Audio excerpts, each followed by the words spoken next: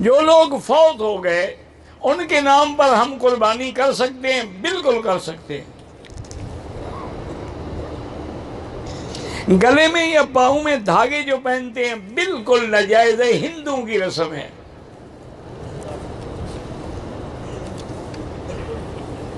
عدت میں جو عورت ہے وہ زیور یا نئے کپڑے نہیں پہن سکتی، وہ تو سوگ میں ہے۔ سوگ میں آدمی زیور تھوڑے پہنتا ہے۔ 10 سال سے جو بچے کم عمر ہیں ماں باپ قربانی کرتے ہیں، ان کی اجر ہے۔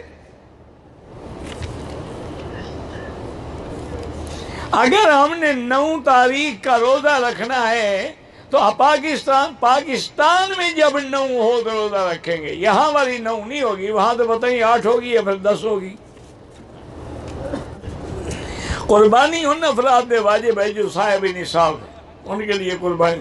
اگر حج تمتع کا احرام باندھا ہے تو قران کا وقت چاہے پیسے نہ بھی ہوں اس کو بھی کل بکری رکھنی ہے، لیکن طریقہ کیا ہے؟ پہلے 3 روزے رکھ لو، کل سے روزے رکھ لو 3، 7 روزے حج کے بعد رکھ لیں اگر پیسے نہیں ہیں، لیکن ہر حال میں ان کو رکھنا ہے۔ ایک ہے وہ قربانی جو اپنے ملک میں ہم کرتے تھے، وہ صاحب نصاب کے لیے ہے، وہ اپنے ملک میں کرتے ہو جائے گی۔